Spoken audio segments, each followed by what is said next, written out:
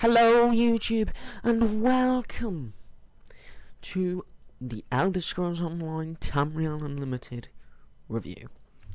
Now today we will be reviewing Elder Scrolls Online Tamriel Unlimited, as I just said.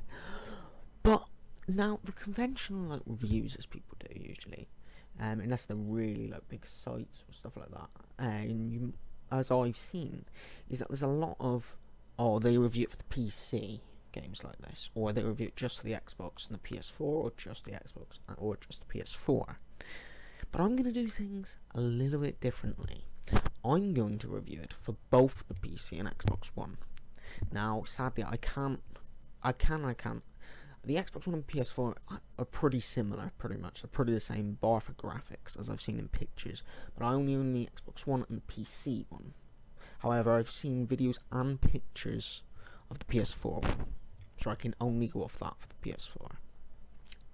So we've got a bit of footage, as you can see now, from the Xbox One version of the game, and then a little bit later on we've got a little bit of PC footage to show you the menu differences in the layout of it. Now we might run out of footage, actually, there is a chance, because I haven't got a horrendous amount of the game, but if so, I'll obviously carry on, but there won't be any footage. So let's get into it. Now, if you don't know, the Elder Scrolls Online is a massively multiplayer online game, or Elder Scrolls Online Tamriel Unlimited. Now, the reason I said Elder Scrolls Online is because it was originally called the Elder Scrolls Online, just that. Now, if you don't know, it released obviously first on PC, and I'm actually going to try and get you the date. That's why you can hear typing, because I'm actually typing in on Google, so I can get you the actual date of it. If you give me a minute, there it is. Now, it was released for the Microsoft Windows and OS X, which, if you don't know, that's Windows and Macs, pretty much. OS X is Macs, pretty much, and Apple. But that it was released in April 4th, 2014. Now, it was then called the Elder Scrolls Online, and it was a subscription-based, open-ended, open world, whatever they're putting it, as this is saying as well, massively multiplayer game. Now, everyone did not like the subscription, and I partially was one of them. I wanted the game because the game looked brilliant, but I was not prepared to pay the subscription. And basically, it was announced as well they will release it for the PS4 and Xbox One, but they actually, I can't remember the exact date, to be honest. It was supposed to come out in Christmas 2014 of last year, basically, on the PS4 and Xbox One, but it got delayed by 6 months, and it's now out, obviously, but it was released on June 9th, 2015. But a lot of things happened before this. On January 21st, 2015, they kind of retired the subscription, you see what I'm saying? But kind of didn't. Now, they retired it in the sense that you need it, because they did. You didn't need it to play the game, which they was met with positive, praise, I think that's the word I'm looking for, and everyone loved that idea, which was effective on March 17th, 2015. But they left the subscription in there for people that did want to subscribe, and obviously the bonus is when you do subscribe to, as they call it, ESO Plus on either Xbox, PS4, or PC, that was the word I'm looking for, or Mac.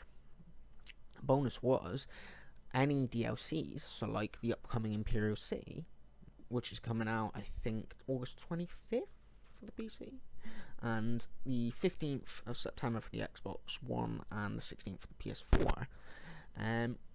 And basically you'd get any DLCs like that for nothing. You wouldn't have to pay. However, if you don't subscribe, you have to buy what they call crowns on either the Xbox One store, the PS4 store, or the Steam store, or you buy it from Elder Scrolls store if you don't have it on Steam. And you basically, I think it's 2,500, it's around that mark, and you obviously buy that, and then that unlocks a new area. But I'm not actually going to talk about the Imperial City for this, because that is actually going to have its own separate review. I actually need to close my door 2 seconds, so 2 seconds, guys.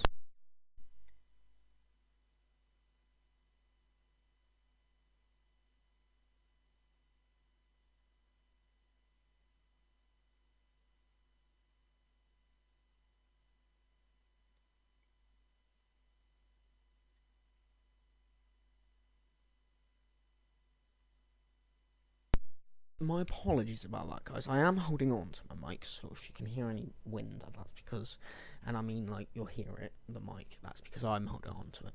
But anyway, as I was saying, now you obviously buy it for that, and as I was saying, the Imperial City will have its own review. Now I've not decided yet whether I will get it for the PC. I have decided I am going to get it for the Xbox at least, but I've not decided if I will get it for the PC as well yet. If I do, obviously you'll get the review most probably then. If I don't, I'll obviously in another video say that I'm going to get it when the Xbox One releases. By the looks of things, I'm actually going to get it when the Xbox One releases, but I'm not 100% sure because, and I will actually get on to this a bit later in the video, this one anyway, that you can go in at level 10, normal level, but they say it's best like experienced at, I think, veteran level 10, which is, if you don't know, level 60 in game. Like, that is pretty much, because after level 50 it goes on, but I'll speak about that a bit later in the video. So now, if you don't know as well, the Elder Scrolls Online was 7 years in the making, and it was actually developed by ZeniMax, I think I pronounced that right, Online Studios, which is ZeniMax, and I think I'm butchering the pronunciation, is actually, and I think it's Bethesda, sorry, Softworks parent company, if I remember right, and obviously ZeniMax Studios, I think it is, or something like that, is obviously ZeniMax Online Studios parent company, etc. And basically, in the Elder Scrolls Online, and I'm before we start, a spoiler alert. As I said, it's open world, and it's set about a millennium before the events of Skyrim, Elder Scrolls 5, around 800 years before Morrowind and Oblivion. Now, in this, it's more bigger. You get to choose 3 different factions, and this will obviously, until later on in the game, depend on where you can go. You can, I think, go to the other places. I think, I'm not 100% sure there, and even there, but if you do it before the end of the main story, I'm positive you get attacked by the guards, unless obviously it's in the main story. Now, let's say like I've picked my main character on both PC and Xbox is with the Ebonheart Pact. Now you start off in I think it's Cold Harbor. It's a realm of Oblivion, I think. To be honest. You obviously choose what class you are. You can choose, now depending again on what version you get, as I know if you can only choose races that are in that clan or faction, to be precise. The only exception is the Imperials, which is if you either get the Imperial Edition or the Imperial Edition upgrade, which then means you can choose any race in any clan. Now, you obviously, let's just see, as well as the many playable races, there is 4 classes. It's the same. One of them is Dragon Knight, another one is Sorcerer, which is mainly Mage, I think, another one is Nightblade, and another one is Templar. And obviously you get different attacks, as this is saying, spells and or passive effects. Now, as I was saying, basically this is a millennium before Skyrim, so now I'm just trying to think the way to put this. There's 2 like conflicts going on, as this is saying as well, and basically the Daedric Prince, as the same Molag Bal, is trying to meddle really with Nirn, I think it's called, or Tamriel, pretty much, Nirn as a whole, and pretty much he's caused some sort of rift. Now the Imperial City and the Empire is in ruins, pretty much, and they have basically, the Daedric Prince is trying to capture and take over the Imperials, and basically the other one, as well as that, and now is that there is the 3 factions or alliances that these call them, which is the Daggerfall Covenant, the Ebonheart Pact, and the Alderney Dominion. Now the Alderney Dominion probably sounds familiar because that is actually in Skyrim, which is, in some ways, yeah. But they are all trying to take the throne, the Imperial throne, as well as that. And obviously, and I'm going to try not to say too much because it might ruin the review for the Imperial City, you find out a bit more of what's going on in the Imperial City when from like the videos of the Imperial City's announcement trailer and stuff like that. You actually find out a bit more about it. But basically, you are the player, and you've been sacrificed by Moloch Ball. He's stolen your soul, which the primary game objective, and this is, and again, before I say this, spoiler alert, huge spoiler alert here. Primary game objective for and this happens at the end of the story of what I believe. You actually regain your soul, but you have to regain it. And pretty much you're, as these are calling it, the Wailing Prison you begin in. And the opening continues another Elder Scrolls tradition, as it's saying as well, of starting in a prison, because Skyrim starts as a prisoner, Oblivion you start as a prisoner, Morrowind you start as a prisoner, Arena and Daggerfall I don't know because I haven't played a lot of that. I do actually own them, but I haven't played a lot of that. And I don't know the other small ones either. And obviously this is another one you start as a prisoner. And pretty much your main, as I said, objective is that. Now in the background you've obviously got to help. You can help the Ebonheart Pact. So let's say you've chosen the Ebonheart Pact. You start off in Stonefalls. Now you can actually, in the actual story, you can actually get to the Rift, Windhelm, Stonefalls, Balfrian, I think it's called, Bleak Rock, and I'm gonna remember Blackmarsh. That's it.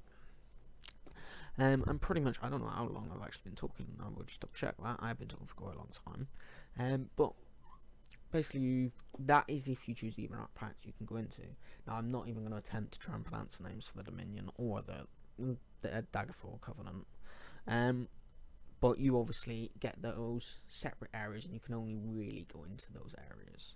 And obviously, the only area that all three can go in at was obviously level 10, really, near like the start of the main story, is Cyrodiil.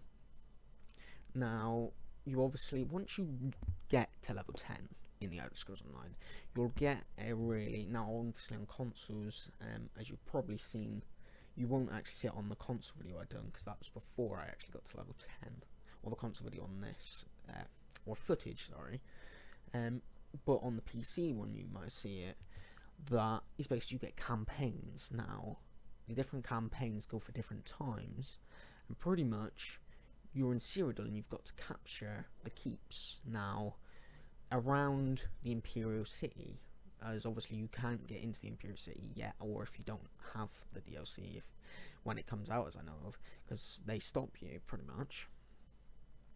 I can't remember, I think it's 6 keeps, so it's telling me it's 6. And basically your alliance has got to hold them. Now once you've got all 6 of those keeps, then someone, the highest, I think it's the highest points that the person has in your faction on this like campaign, becomes Emperor of Cyrodiil. Now if, let's say, the Daggerfall Covenant and the Dominion take 2 each, and the Ebonheart Pact only has 2 keeps left, then you still be Emperor. But if the Daggerfall Covenant and the Dominion takes 3 keeps each, and takes, so basically between them they have all 6, then it will be contested pretty much. And then what will happen, I don't know, I'm sure once like the Ebonheart Pact, if they have it, once they have no keeps and that's 6 keeps, that's it, the Emperor's gone. Then what happens is either, let's say, the Daggerfall Covenant or the Dominion have to take the other keeps in that like circle, or I don't know what way to describe it, but around the Imperial City, and then let's say the Daggers take it, they become Emperor, and it goes and so on pretty much. Now the more keeps you own, and the more points your alliance gets pretty much. Now there is also Elder Scrolls in there which you can capture, And there's also a feature where if you make a guild, you can actually pretty much like kind of only keep or own a resource around it, which can be useful once you get to 50 members in a guild, as you can actually get a guild shop and sell that. Now, my initial kind of, and we're going to try and get into like what I think of the game a bit more now. Now, my initial thoughts on the game is it's very, very good. It is. I've got to admit, I'm glad, and as I said previously, I'm glad, and you probably find a lot of people are glad that they took the subscription away. Because obviously, one thing is it improved it, or they took, the requirement of having a subscription away. And obviously the new changes helped and all. Now, my thoughts on both versions is the gameplay's brilliant. Now, if I had to pick a preference, now this is my opinion, I would say for controls and UI layout and how you like control it, I would go for the Xbox. And obviously, I don't fully know, but if it's the same like layout, I would go for the PS4 as well. Now, if we were talking about graphics, I would go for the PC, because obviously it has the better graphics.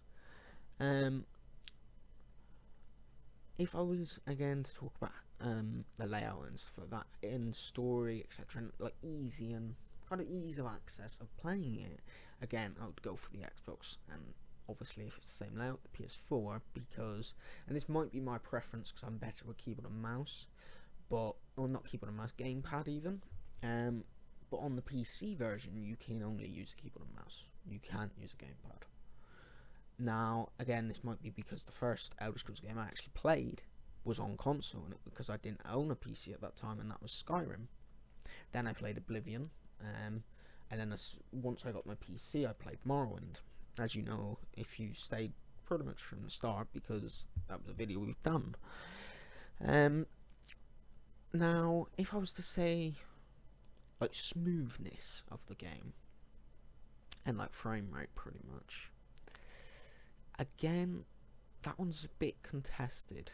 Now, this might just be me, or it might just be my internet that's causing this, but I find, and now obviously I haven't played the PS4 version, so I can't really vouch for that.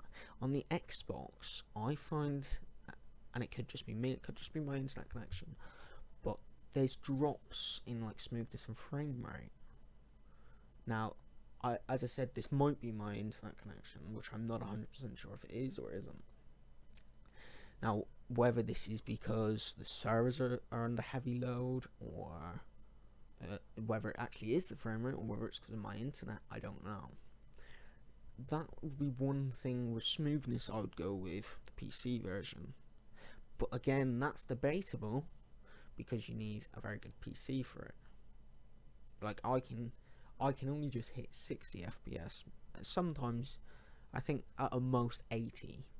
In cities, it mostly stays at 60 or below, because it's, and I know I'm going in a bit more of a tangent here, but like on a single player game, like Skyrim was, the computer or the CPU and the GPU only have to render AIs, so it's less like pressure on it. But when we're talking multiplayer, and like any multiplayer, or especially massively multiplayer in this case, it has to render everything. It has to render AIs, it has to render all the other players in this mega server. Now, understandably, most of that is on the mega server of holding that up, but what you gotta remember is on your side, like especially on the PC here, on your side, it's got to render the other players, because if it was just done by the mega server, all you'd see is yourself and the AI. That'd be it. And even at some point, probably not the AI. You just see yourself in the world. And this is because it's got to actually render that.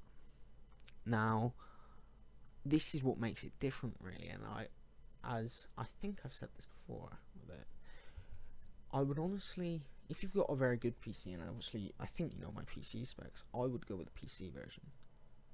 If you do have the Xbox One and the PS4 version, now I would say personally, if you haven't got a great PC, or you haven't got, and I'm just trying to think of what way to put this, you haven't got like the best PC. You've got a good one, but not the best. Not like, and I'm not saying mine is the best, but not like something like I've got like an 8-core, or you've only got like 4 cores, and you've got an AMD one. Especially AMD CPUs. This is less really. It doesn't really matter if you've got a 4-core of Intel, and now that's due to, you'll see that with system requirements and you understand that more. But if you've only got like a 4-core AMD processor, I personally, if you've also got one of the consoles, the new ones, the Xbox or the PS4, and obviously the Wii U is not on, but if you've got one of those, I would go for a console version. If you've got something like a 6 or an 8-core AMD CPU, or you've got a 4-core Intel CPU, I would go for the PC one personally. Now, from the graphics, from pictures I've seen of the PS4 one, the PS4 one, from the pictures I've seen, is better graphically between consoles. It's basically better between the Xbox One and the PS4. Now, as I said, ease of access, I would go for one of the console ones. Gameplay, I would say pretty good. Its story of all that, and pretty much the way the quests are laid out, etc., and like that you don't have to do the quest, you can explore, and like you can walk into a bit in the map, and then you'll have black arrows appear saying you can get a quest there. Pretty much, you don't have to, but you've got the option. You know where the quest is. That is pretty good. The way shrines is pretty good as well. I would say with some of them, I would put the way shrines a bit closer, but they are pretty much close. That's just, again, personal preference. Now, on PvP events, on Cyrodiil, now I can only vouch for this on the PC because I haven't played on or used the Cyrodiil feature on the Xbox One. It's debatable again.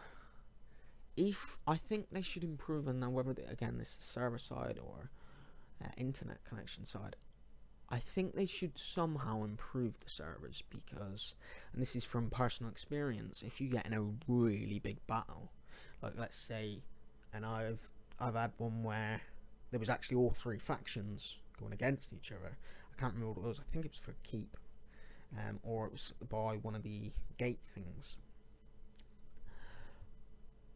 I would improve them, because, and I've even seen it that it's just crashed, and everyone said my game's crashed, I've got to close it, because it can get in such big battles, so laggy and intensive. And I mean, some of the people that I've actually played with on there, some of them have got, like, I've got a 770. Some of them have got, I think, like Titans from what I've seen. Some of them's got like Titans or 980s or 780 Ti's. So it can't be like, and well, correction, they've got 780 Ti's, Titans and stuff like that. Some 980s or 970s, and pretty much they're getting the same problem that I've got. And you're getting such a big battle, it lags and even crashes the game. I would say they should improve that bit of the service. Other than that, it's pretty good. Now, my final thoughts on the game, and what should you buy it, pretty much. Final thoughts is, yeah, you should buy it. If you have one of the consoles, the new next gen, and I'm not including the Wii U because it's not on there for this, but the Xbox One or PS4, and you have a PC, or you have like just the 2 consoles, or you have one console and a PC, etc., you get the point. Should you purchase it on the PC or on the console? I would say, personally, it depends on your playstyle and the specs of your PC. If you've got a really good PC and you prefer using RPG games with keyboard and mouse, go for the PC version. If you're slightly like me and prefer using some RPG games and open world games with a gamepad, go for one of the console versions. My final thoughts on the game, though, is a very good game. It's worth the money to get now. Before, when it was subscription based, I don't think it was. But now that you don't have to get the subscription, and pretty much how it's laid out on the consoles as well, and even on the PC in some perspectives, it's very good. I would give it personally a 8.59 I would give it, because it does have its problems, but it's still a very good game. Now, I apologise because we ran out of footage as well, but I'm afraid, guys, I'm gonna have to end there. So, if you want to see more great content, subscribe if you do. If you don't have to, if you would do if you want, etc. Like if you liked, dislike if you disliked. Comment and let me know what you think of the video, if you want to see more, if you just want to say hi, etc. Share as much as you can if you want. Sorry. I'm going to say thanks for watching. I hope you enjoyed, and I'll see you next time. Cheers.